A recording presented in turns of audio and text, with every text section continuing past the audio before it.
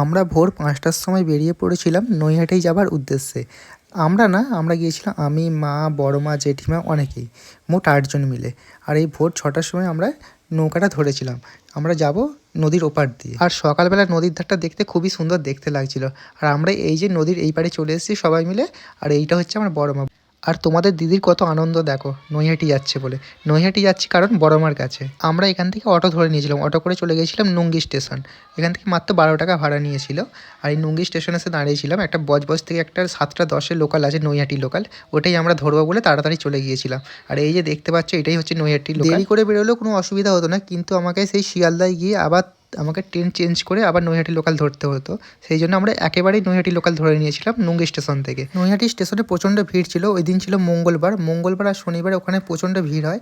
আমরা নৈহাটি স্টেশনের ১ নম্বর প্ল্যাটফর্ম থেকে বেরিয়ে বাম দিকে কিছুটা হেঁটে গেলেই বড়মার মন্দির তোমরা দেখতে পাবে। আমরা এখান থেকে হেঁটেই চলে গিয়েছিলাম, এখানে টোটোও যায়, আমরা ৫ মিনিট হাঁটলেই বড়মাকে পুজো দেওয়ার জন্য এখানে ডালা বিক্রি হচ্ছিলো ৫০ টাকা, ১০০ টাকা, যে যেরকম নেবে। আমি একটা ১০০ টাকাতে ডালা নিয়ে নিয়েছিলাম, এই যে দেখো। আর এই তোমাদের দিদি বলছে তুমি তাড়াতাড়ি গিয়ে লাইনটা দাও। আর লাইন দিতে গিয়ে প্রায় ১ থেকে ১.৫ কিলোমিটার দূরে গিয়ে লাইন দিয়েছি। আমি সকাল ১০টার সময় লাইন দিয়েছি আর পুজো দিয়েছি ১২টার সময়, প্রায় ২ ঘন্টা লাইনে দাঁড়িয়েছিলাম। তোমরা যারা যাবে ভাবছো তারা একটু সকাল সকাল চলে যাবে, তাহলে অনেকটা বড় লাইন পড়ে যায়। আর এই যে দেখতে পাচ্ছ ডন্ডি কাটছে একজন মায়ের কাছে। আমার মা আর বড় মা বসে পড়েছিল, পায়ে লাগছিল বলে। আমি বললাম যে একটু বসো, আমরা লাইনে দাঁড়িয়ে আছি। লাইনে দাঁড়িয়ে থাকতে থাকতে প্রায় মন্দিরের কাছাকাছি চলে এসেছি। আর এখানে কত বড় মার ছবি বিক্রি হচ্ছে দেখো। আর এই দেখো আমরা বড় মার মন্দিরের সামনে চলে এসেছি, এবারে ভিতরে ঢুকবো। আর এই যে দেখো বড় মার মন্দিরের ভিতরে আমরা ঢুকে পড়েছি।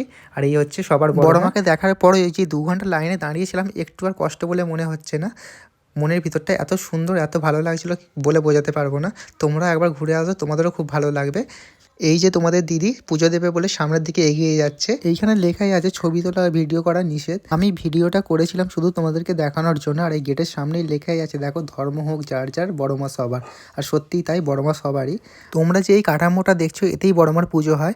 আমরা কালী পুজোর পরে গিয়েছিলাম বলে ঠাকুরটা বিসর্জন হয়ে গিয়েছে। আর এই যে দেখতে পাচ্ছ তোমাদের দিদি বড় মার কাছে মনের কথা জানাচ্ছে। আর বড় মা কখনো কাউকে ফিরিয়ে দেয় না, সবার মনস্কামনা পূরণ করে।